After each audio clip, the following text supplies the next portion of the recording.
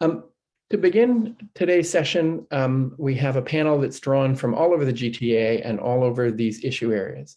I'm going to start with a speaker who will look at the bigger picture of how an inclusive recovery does or doesn't support folks in various kinds of circumstances all across the GTA, and that's Diane Dyson from the Daily Bread Food Bank. Diane.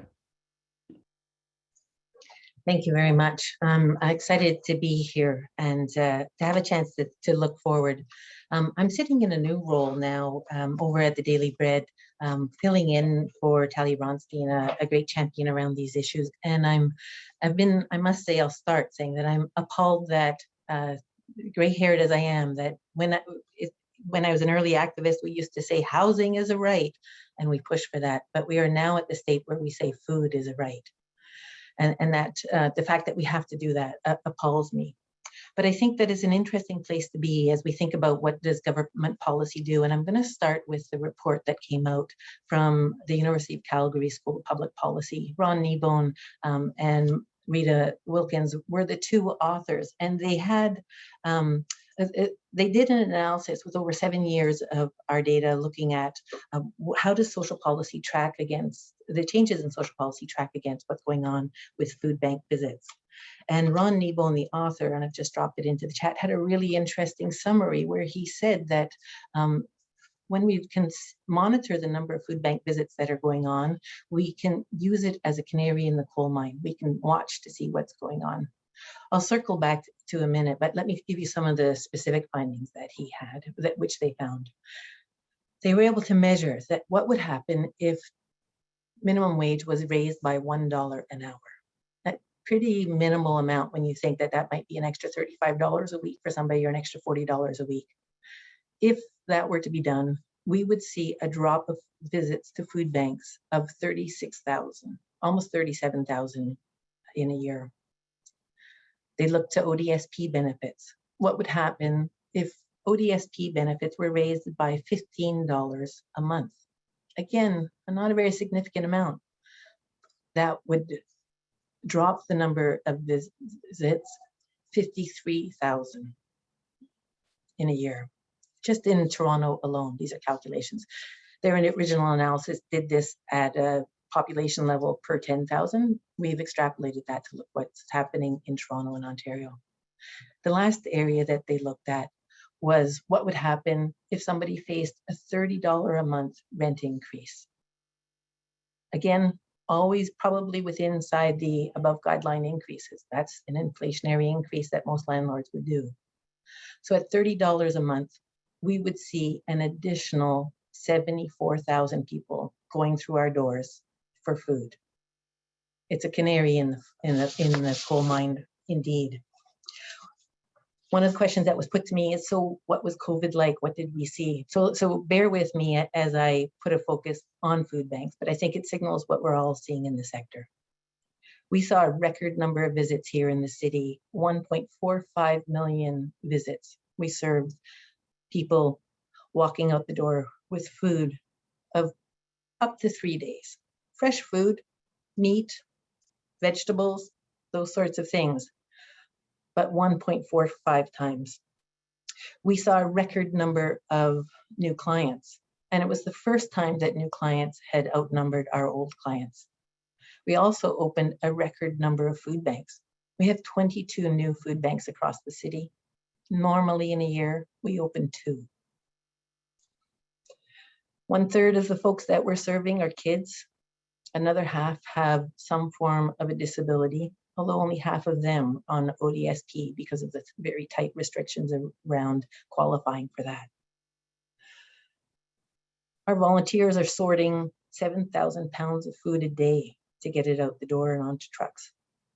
It's a gloomy picture when you think of it that way. But that's enough of the awfulizing of looking, where do we go? I also wanted to think through what are some of the glimmers of hope. And even last night, I tweeted into the Twitter sphere how excited I was to see finally a promise that might be realized around dental plans. And that goes to the Kneebone report findings that if we can put $100 dental visit, that money back into somebody's pocket, that's going to make a difference about whether they miss a meal that month or not, or whether their family does. I think that the CERB set a bar where now that's kind of an acceptance that $2,000 might be kind of the minimum you need to get by, and the federal government set that. We saw the provincial government set up with pandemic pay, something which just in the past few weeks they've made permanent for PSWs who fought for the extension of that to say that you can't keep us low waged. That was an amazing thing to see. We saw mutual aid networks emerge and neighbor to neighbors. We saw people organizing to take care of those around them, another hopeful trend. We saw the funders and decision makers taking place-based approach to realize that they needed to get deep into community to be able to solve some of these things. And we saw equity-based approaches emerging where ideas of privilege just became part of what we talked about when we realized who has access and who doesn't, who's at the table and who's not. I think what we need to, and I'll sum up then, is that we need to know that the evidence has been clear and we've said it for decades, but I think the message is being heard that people are income secure, people are food insecure because they're income insecure. It's poverty that is driving people through many of our doors. And if we can fix that, then we can reach further and go to build a community. It comes down though to what government decisions are. Charities cannot respond to and fulfill the entire need. Again, the things that appall us and get us out in the morning, get me out of bed in the morning, is the fact that caseworkers make referrals to food banks as a matter of course, knowing that the levels of social assistance rates are too low. This is something that governments have come to rely on, and I won't get into the debate about whether food banks should therefore just close down, because I'm not willing to let 1/3 of kids go hungry, of our clients go hungry. But we need to continue, at the one hand, while we're feeding people, fulfilling needs, to continue to press forward for change. And I think our message is being heard. I'm really excited to hear who the rest of the panels take us though, because there's still a lot of work to be done, more work to go. Thank you, Diane. And I think if one of the things we certainly saw in the pandemic was that some populations were hit a lot harder than others, and women were certainly hit very hard in the pandemic. And as economist Armin Yalnizyan has notably said many times now, we can't have a recovery without a she-covery. And we have Jasmine Reze here from the YWCA Toronto to talk to us a little bit about that. Hi, thanks for having me. So my name is Jazz and I work at YWCA Toronto. I'm actually visiting family in Vancouver for Nowruz, so joining you from unceded territories of the Musqueam, the Squamish, and the Tsleil-Waututh Nation. And for all those who celebrate, Happy Nowruz. So for folks who might be less familiar with our organization, YWCA Toronto is a community agency committed to advancing gender equity. We provide affordable housing, emergency shelters, employment and training programs, youth programs, childcare services, and we work primarily with women, many of whom are newcomers, racialized survivors of violence, recipients of OW and ODSP, and single women with children and so forth. And so every year we work with around 13,000 community members, including trans folks, and we engage in systemic advocacy with our partners to advance gender and racial equity and poverty reduction in our city and province. So reflecting on the pandemic, I think everyone here understands that it has impacted women and feminized people differently than men. This was a public health crisis that was notably gendered. Women in Canada were more likely to contract and die from COVID than men. They were also more likely to have their livelihoods and safety compromised by the virus. And so there are a couple of factors to consider here. First is around the types of jobs that women tended to work in, made them more vulnerable to virus transmission and more vulnerable to labor market disruptions and disruptions to income. Women, especially racialized women in the GTA, are concentrated in lower wage and minimum wage jobs, whether it's in the care economy or essential services or feminized industries. And sectors that tend to employ more women, like the retail and service industry, also saw massive layoffs. So many women lost their source of income. And so women also take greater unpaid care responsibilities at home, which we know doubled during the pandemic because of school closures.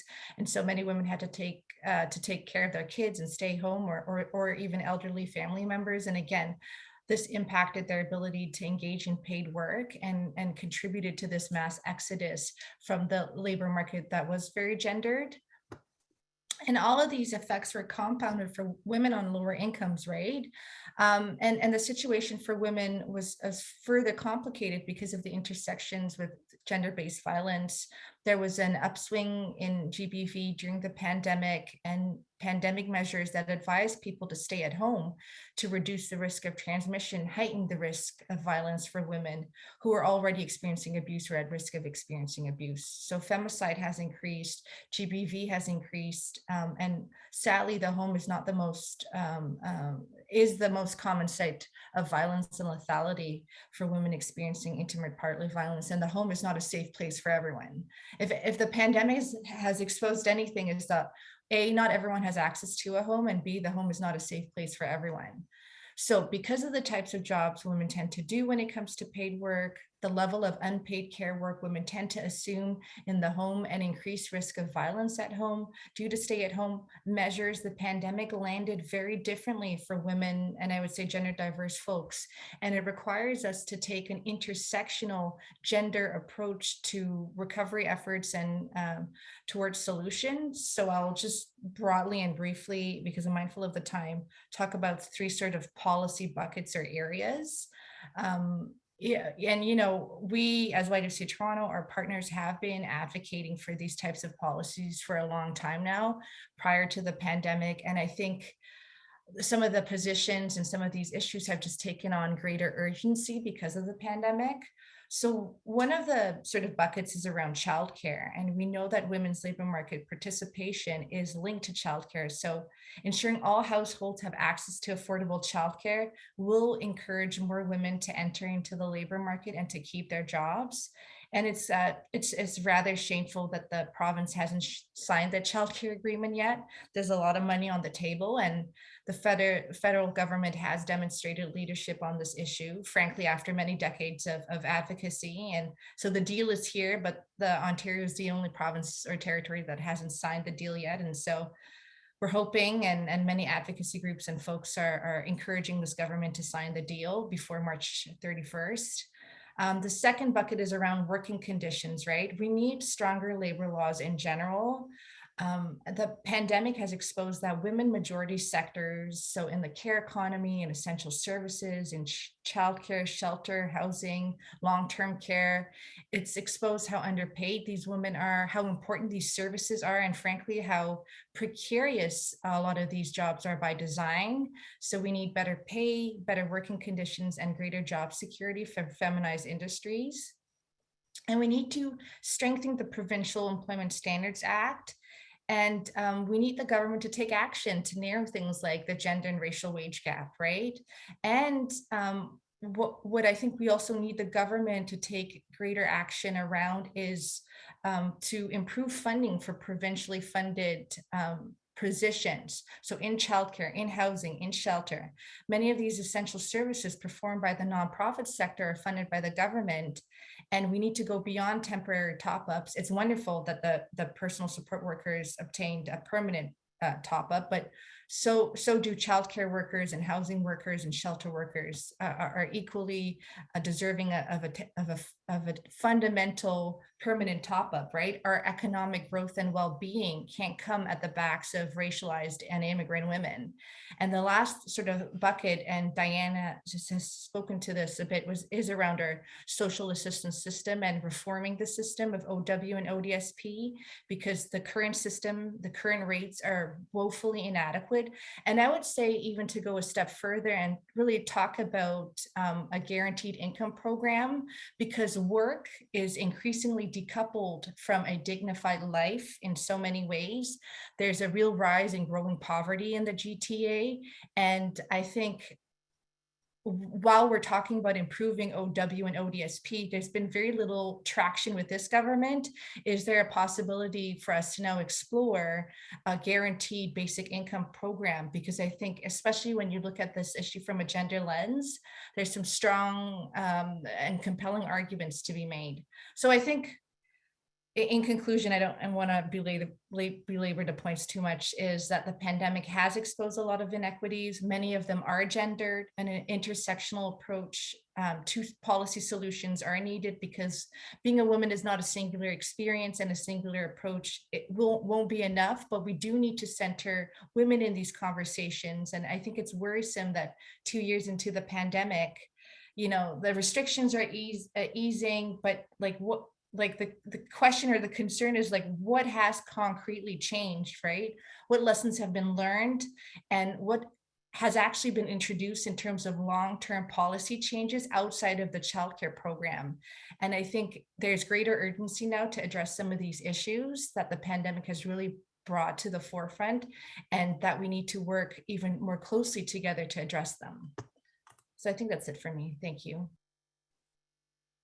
Much, Jasmine. They're really great points and really important policies for us to pursue.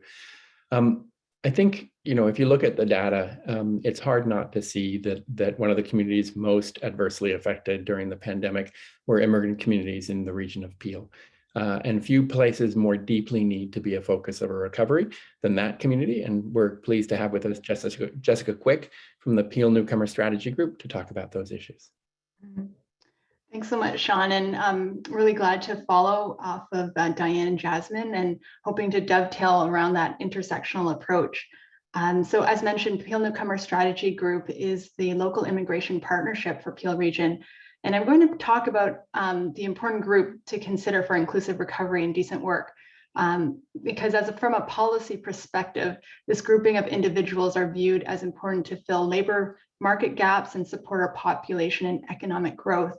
And that group is immigrants. And whether they're newcomers who are generally defined as those who arrived in the last 5 years, or more established immigrants who have already settled over time in Canada, this group is growing in number in areas such as Peel Region, where even as the 2016 census made up over 50% of our population. So it's not a minority group. And with all the diversity within that group, we'll need to consider different outcomes, gaps, and support, some of which haven't been given focused attention as we saw through the pandemic. So I'll speak to two aspects. One is the common challenges experienced by recent immigrants with broad COVID impacts. And secondly, what are some mitigation strategies around policy? So to start off, I'll give a bit of a background that there are a number of different immigration pathways that people can arrive through. There's the permanent resident pathways where people anticipate settling for a longer term, and temporary resident pathways such as international students and temporary work permits. And overall, we're seeing policy directions federally and provincially for increasing immigration levels to ambitious targets. And overall, that's quite positive. But what happens when we shape policy or describe newcomers principally as solutions to fill labor market gaps, we lose a bit of that reciprocity and that focus and accountability for overall well-being and inclusion of newcomers into communities to allow them to thrive and contribute fully. So I'm going to describe a little bit of that loss and outline some opportunities. So with COVID, recent Statistics Canada labor force surveys from the last 3 years show that recent immigrants earn less. They have the lowest weekly median wages compared to both established immigrants and Canadian-born. And they have lower employment and higher unemployment rates, especially for female immigrants. Female immigrants were the most likely to be unemployed in 2021. And qualitative research has also shown that skilled newcomer women have either had their careers stopped, interrupted, or regressed through the pandemic. And also immigrants have shown to have been more concerned about losing their job than Canadian-born residents. And this can be particularly concerning for youth, and as the youth unemployment rate really skyrocketed to record highs in Peel region. And concretely, this is experienced in different ways. Consider the experience of an online interview where you don't have access to a personal computer. And so instead of being at home, perhaps you're at a local library with the clock ticking with borrowed time and someone asking you to keep your voice down and your kids are in another part of the library and you're trying to complete the interview in your second language. Or being an international student with demands for school tuition, which is astronomically high, paying for rent with policy limitations on the number of hours you're able to work, and with an uncertain future in Canada, whilst you deal with financial pressures for your family in your home country. Or the stress of being in a survival job that demands so many hours that disempower you from skilling up with expected credentials in the Canadian context. And local qualitative research from the Peel Halton Workforce Development Group has shown that this can be more distressing on mental health if you're underemployed than in situations of unemployment. Further in the pandemic, social networks have been quite restricted. So this is key for newcomers for their employment, for their mental health, and for social inclusion. So finally, just some policy opportunities to consider. At what point is access to technology a basic need? If you think about employment, I'm not sure when the last time we've received or provided a paper resume. And considering the access to service through the pandemic, which is very much going to continue in a hybrid way. So if we're considering filling labor gaps, this is an important consideration for newcomers.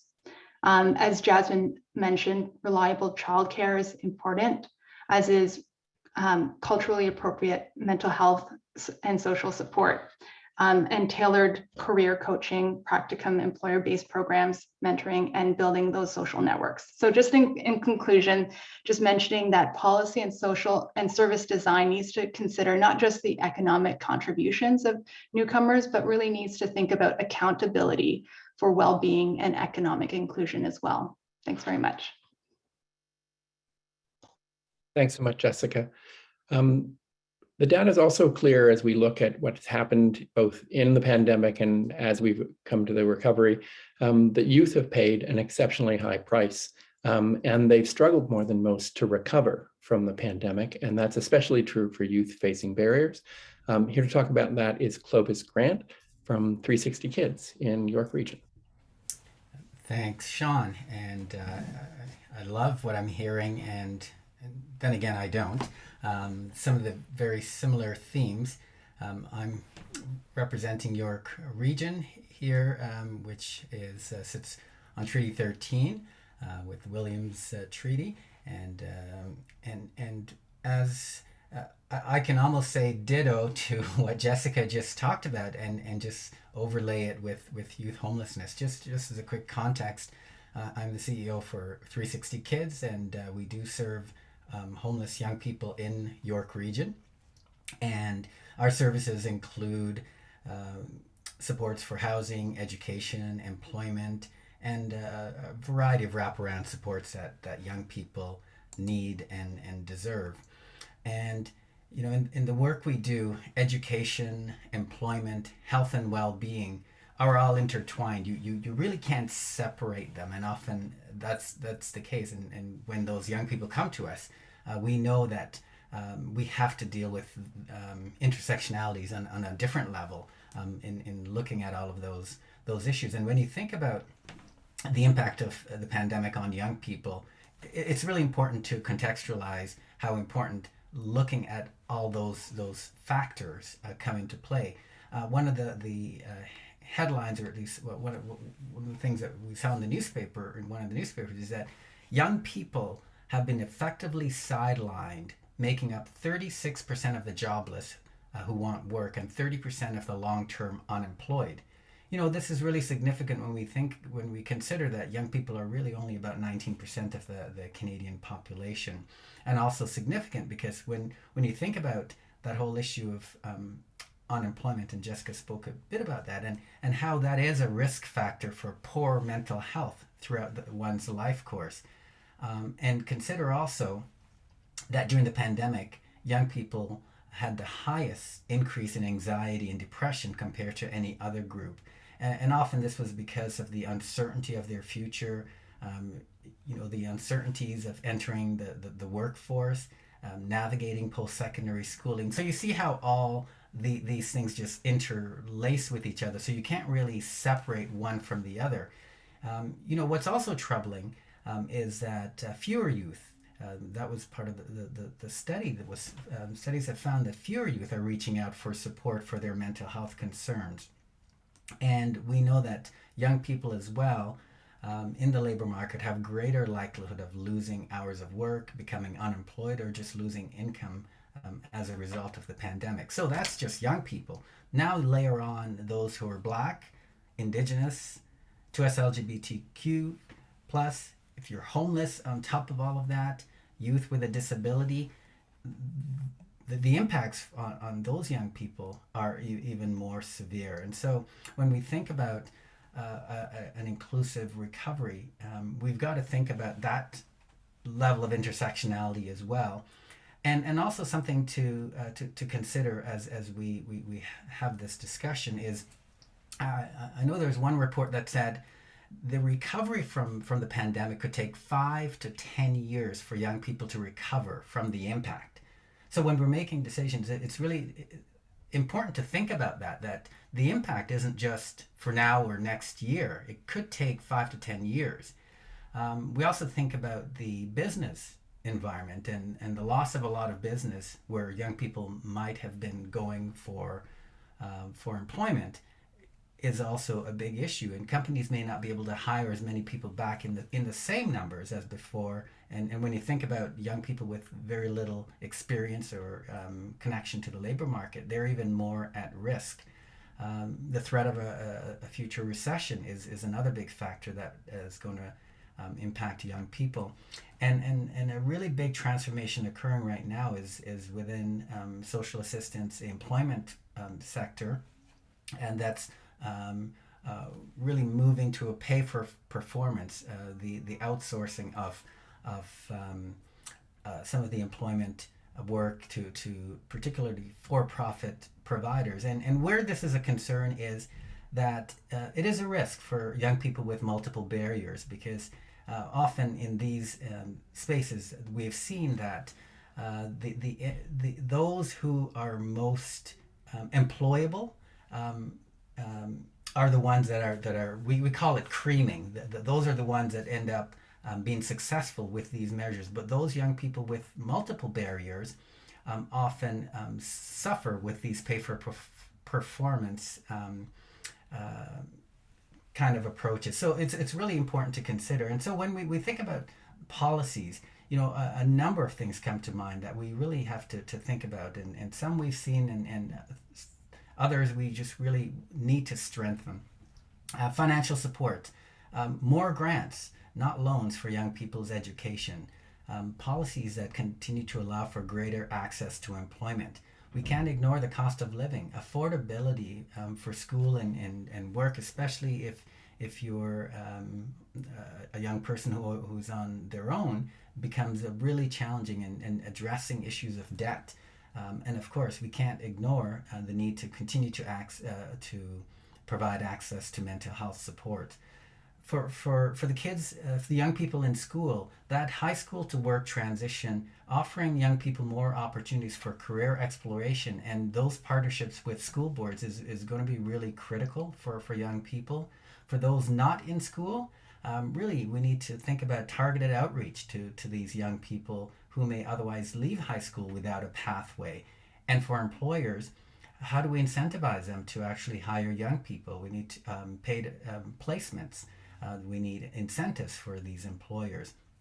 And one other thing to consider too is the confidence of young people to get back into the labor market. Those not in school or employment may find it challenging, and especially if you've got multiple barriers, you get discouraged, and that further puts them at a setback. And so really in conclusion, I'm just going to say that some things to think about as well when we think about the policy landscape is, will the impacts of the pandemic be short-term or long-lasting? And how does that change the approaches that we take? And will the impacts be far-reaching or wide-reaching, impacting everybody the same way? Or as we know, some groups will be more affected. And how would we know unless we start to measure? So measuring the impacts for these particular groups is going to be really critical. And housing and when I talk about affordability, I can't ignore the fact that the cost of housing is a huge barrier that's very difficult for young people, especially those who are not in education, employment, or training. So lots of issues there for us to unpack, but I'd say for young people, those are things that we really need to be thinking about. Thanks so much, Clovis. And those are really sobering numbers and staggering risks. I got a chance yesterday to watch Judith McWhinney, who's the fantastic economist over in Peel Region, present on a related topic. And one of the things she pointed out is that those frightening numbers about youth unemployment are on top of the fact that something like 1 in 5 youth have just left the labor market. So the numbers would be so much worse if it weren't for the deceptively cheery looking information that we get from people giving up and not seeking employment. But when you look at the challenges that all these groups face, certainly one of the things that jumps out is the intersection with the precariousness of work. Precarious workers faced a staggering risk during the pandemic, not just to employment and income, but to health and to safety. But that's certainly one of the places where we definitely have to build back better. Just undoing the damage of the pandemic wouldn't take us to the place that we want to be with people who face precarious work. And here to talk about both decent work and the new legislation that has been presented on that topic is Dina Ladd from the Workers' Action Center. Dina. Hi, everyone. So really glad to be here today. And I think if anything, our speakers have shown us so far how critical it is for everyone in this meeting to get active and to do something about these issues that we're all sort of witnessing firsthand and what we've been grappling with. So I'm going to share my screen, and I am going to do a little bit of a sort of a sense of what has been happening on the policy landscape. And let's start with 4 years ago, 2018, because, it's not just the pandemic that just happened. It was our dear friends who were elected in 2018 and declared the province open for business. And so I think we need to remember that in 2018, what we saw was a government that came into power and basically passed Bill 47 that took away 2 paid sick days, that took away the $15 minimum wage, that took away equal pay for equal work, new scheduling rights, enforcement of basic labor laws, took away the ability for us to penalize employers who broke the law and didn't pay people properly, and cut millions and millions of dollars from the Ministry of Labor so that we weren't getting the surprise inspections in the employer, in the workplaces that folks like Jessica talked about in terms of like what the kind of conditions that people are facing. So of course we fought back and talked about trying to, to keep these important issues for our communities. And of course that didn't stop them from forcing our communities to go into the pandemic with less protection than they would have had if they hadn't taken away our basic rights in the workplace. But then, behold, October of last year happened, and all of a sudden we see our premier and this is Monty McNaughton, who's the Minister of Labour, saying he's our friends, and he's got our back, and he supports blue collar workers, and that they're friends of workers, and they're about to do everything they can to make sure that we are protected during the pandemic. So my job is to kind of look a little bit closely at that and to sort of say, okay, so what's that all about? So let's do a quick review of what's happened just in the last kind of year. I'm going to talk about paid sick days. I'm going to talk about Bill 27 that was passed in November of 2021, working for workers, part one. And then we're going to talk about the minimum wage increase. And then we're going to talk about Bill 88, which is working for workers, part two, which is currently in process.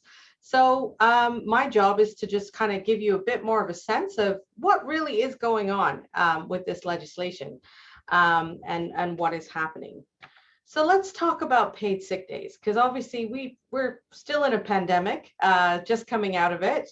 And of course, the biggest issue that we need is paid sick days so that people can stay home.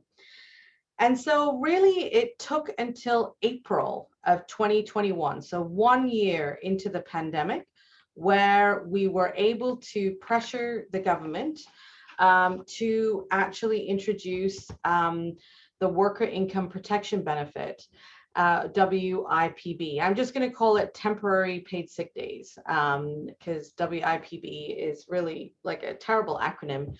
And so this came into being last year. And so these temporary days have now been extended to July of 2022. Our taxes pay for this, not the employer. So your tax dollars are supporting workers at Amazon, at Walmart, at all of these grocery stores, Loblaws that have made huge amounts of profit during the pandemic, and they don't have to pay for paid sick days because we are. Don't you just feel so great about that? And the other thing is that these are only COVID-related sickness. So if you get shingles or if you break your leg, you're out of luck. You don't have paid sick days. So 58% of workers, and so when we're really looking at who is impacted, we're talking about racialized workers, workers who don't have unions, we're talking about immigrants, we're talking about migrants, we're talking about workers who rely on basic employment standards. So many of the people in our communities don't have paid sick days and certainly don't have benefits. And then what was really interesting is that we just found out that Deloitte was paid over $22 million to administer this program. They didn't even have to bid for it. They were just given it. So instead of using a nonprofit agency, like the Workers' Safety and Insurance Board or a government office, we gave a private corporation who didn't have to bid for it $22 million to administer that program. So that's where our tax dollars are going to work. And the data, when you look at when these days were used, you see the usage really peak in the summer of 2021. And like basically since then, it's completely declined. So what does that mean? Well, that means that workers only felt comfortable using these days to get vaccinated.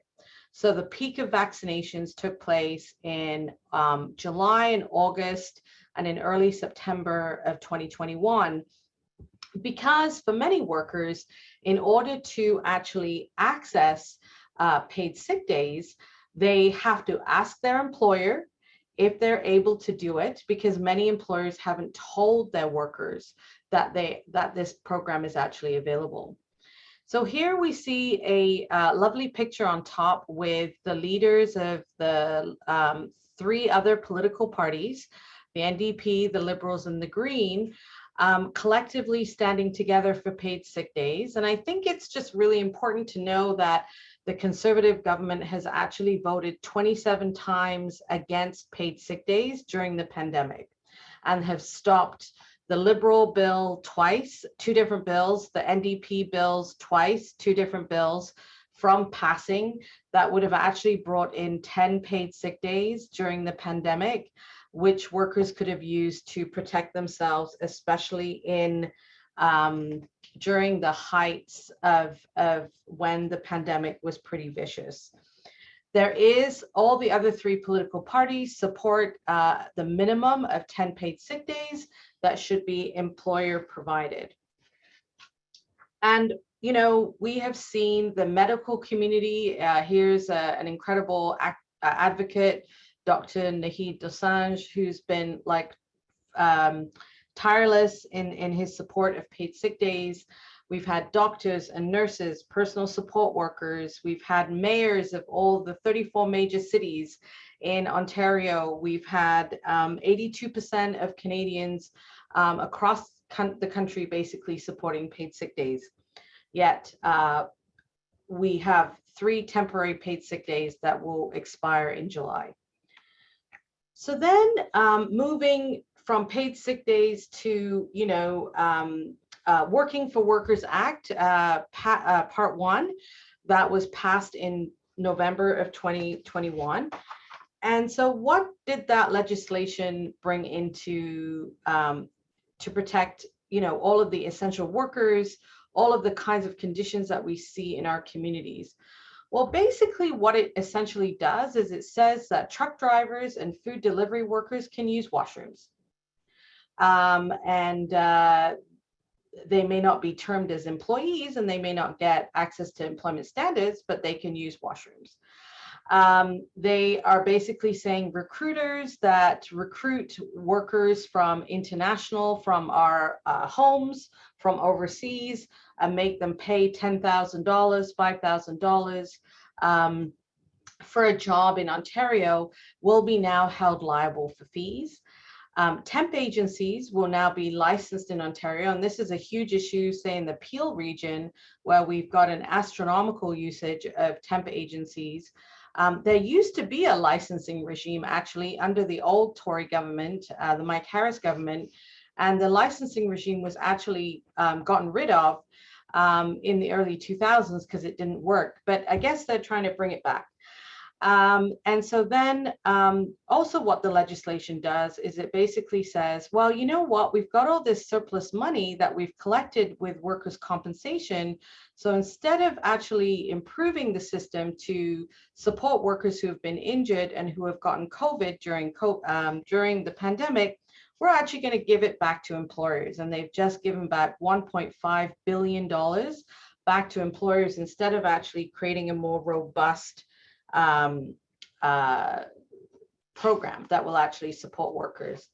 So meanwhile, and this is a beautiful picture of farm workers, of live-in caregivers, of international students, of migrant workers who have been pushing for status for all. Because one of the things that I think I'd just like to add to Jessica's point is that workers not only are coming into the country through these temporary pathways, but they're also being tied to employers. So if they speak out, they get deported and they're not given access to status.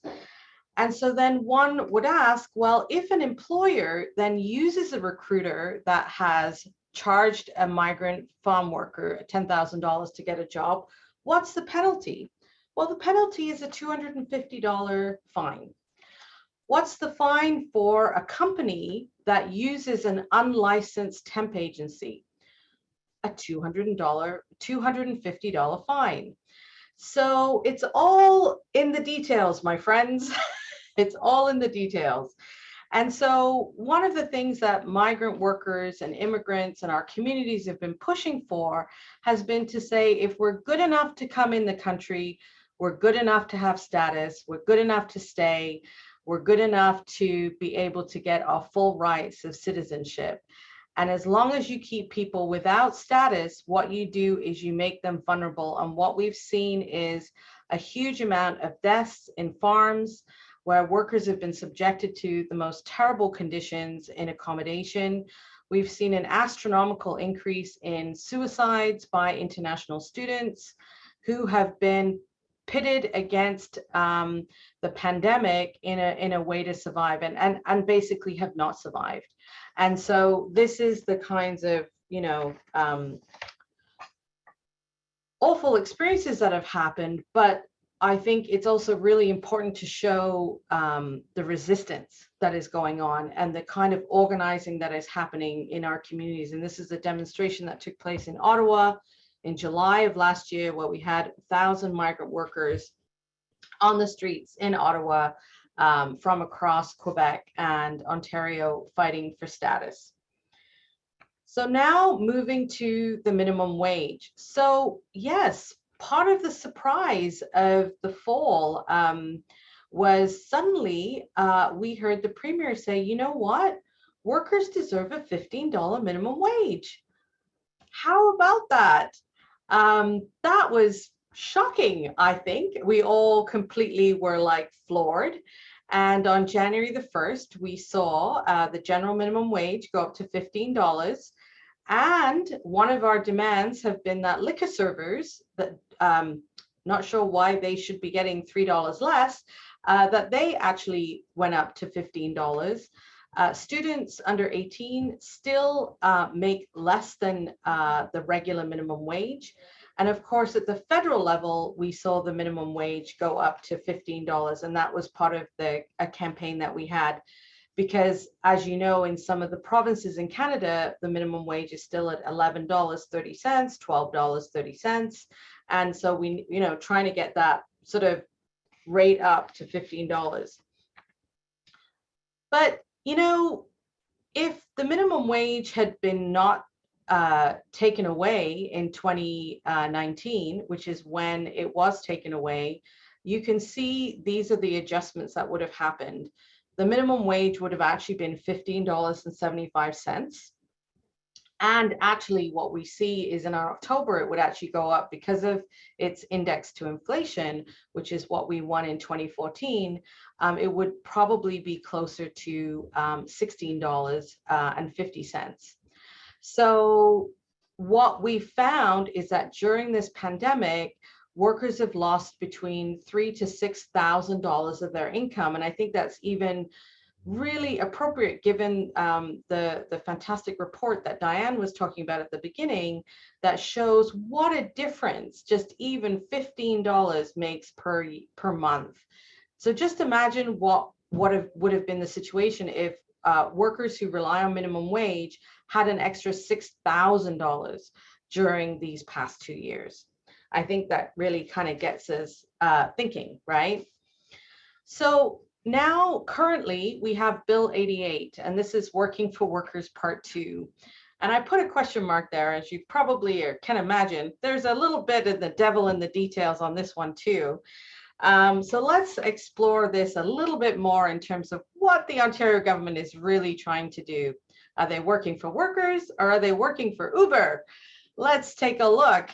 So here I just think it's always really important to show the incredible workers that are part of Gig Workers United, who have been speaking out and trying to raise their voices around the kinds of conditions that people are facing. And if you haven't checked out the Gig Workers United and their Bill of Rights for food delivery workers, you really should. They're all delivery workers, and they've formed their own organization. Okay, so Bill 88. This is an incredibly dangerous piece of legislation. Basically what it says, and of course, very congratulatory message to himself, Ford said, we are going to make sure that gig workers get a $15 minimum wage. Now, many of us would be like, well, isn't that employment standards? Should they be getting minimum wage anyways? But apparently this was a cause for celebration. But when you look at the details in the legislation, you only get paid for your active delivery time. So when you're waiting for your next order, so it's like personal support workers, or it's like, coffee, like in a cafe, if you only got paid when you were serving a customer and giving them food, but you didn't get paid when you were waiting for the next customer to come in, this is what it actually starts to do. It puts in legislation only getting paid for active delivery time. Studies have shown that food app-based delivery workers spend about 35 to 50% of their time waiting for their next order or waiting for their next delivery. And that means that basically if you are working a 12-hour shift, you're probably only going to be paid for 7 hours.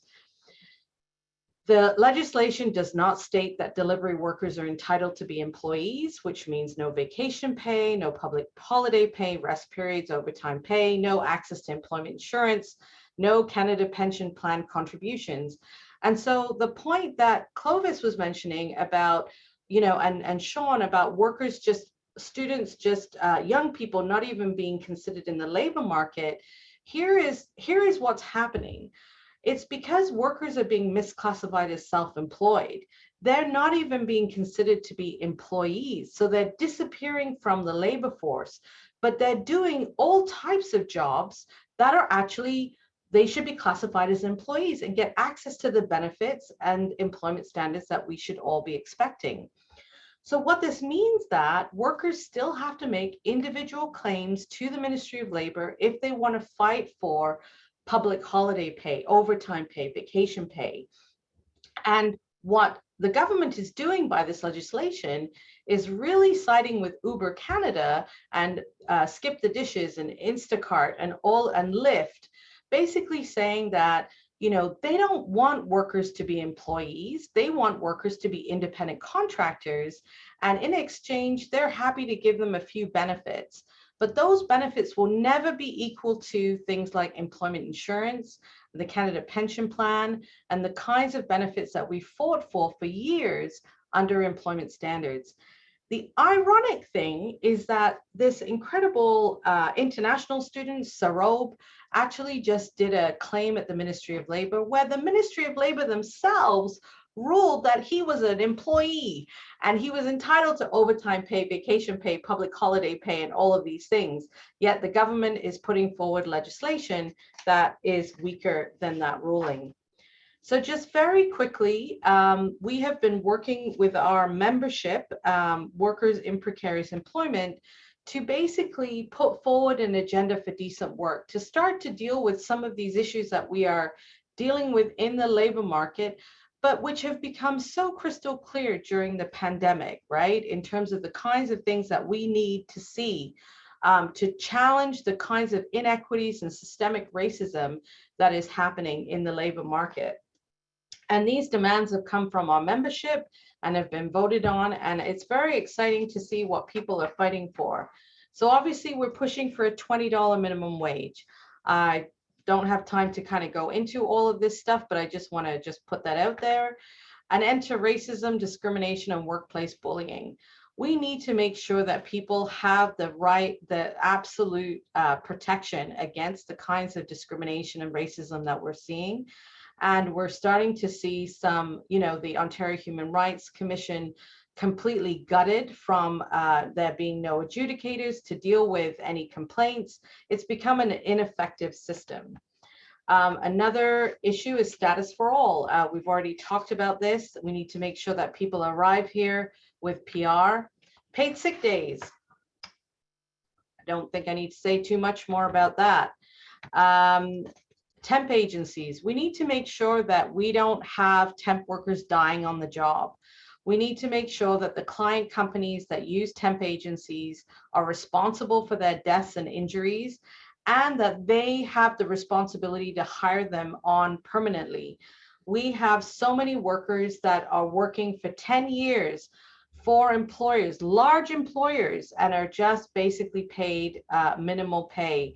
And we've got to make sure that we don't create second, third class citizens. Make employers follow the law. Basic enforcement. I always say that, there's more enforcement of me to pay my parking tickets than there is of an employer to pay their workers on time. And so I don't think that that's too much to ask.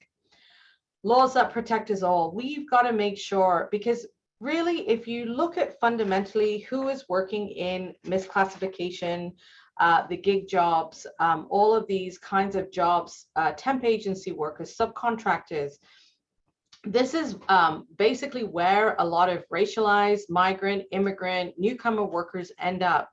If we start to carve these types of jobs out of the employment standards and sort of create categories of workers that do not have the same protection as other workers. We are basically systemically institutionalizing racism and discrimination within our labor standards. And that is what's happening with Bill 88. We should be incredibly worried about this. Making it easier to join a union, I think, is fairly, speaks for itself. And I just wanted to sort of end off with, we are organizing trainings for people who want to get involved in trying to do something about this. This Sunday in Brampton, we have a training from 9:30 to 3 p.m. at the Susan Fennell Sports Center. In Scarborough, we have one on Saturday, April the 2nd. justiceforworkers.org is where you can go to register. And if you have people in your communities who want to do something around paid sick days, around the kinds of issues that they've experienced during the pandemic, please let them know about this. May 1st is a huge province-wide action that we're organizing with the Ontario Federation of Labour. We really want to send a strong message to all the political parties that if you want our vote, you need to represent our communities and the issues that we care about, whether that's healthcare, whether that's violence against women, whether that's, you know, rights for immigrants, workers' rights, all of those things. You got to put our agenda first, and May 1st is the day that that's going to happen, and it's a Sunday. And that's it. This is our agenda. We're building this very specific policy agenda. We know it works. We know that it fundamentally starts to tackle the kinds of racial discrimination and poverty that workers are facing in the labor market. And so we hope that you can join us in this fight. Thanks. Thank you, Dina, for a very, very comprehensive look at a lot of challenges that we face. I think, you know, if ever there was any question about the need to build back better, it's clearly there. As Bruce Cockburn famously said, the trouble with normal is it always gets worse. And we have there is no benefit to going back to normal. We need to go back to better. And Dina's laid out a fairly comprehensive list of areas where we really need to tackle issues that we've needed to tackle for a long time, and we even more deeply need to tackle now.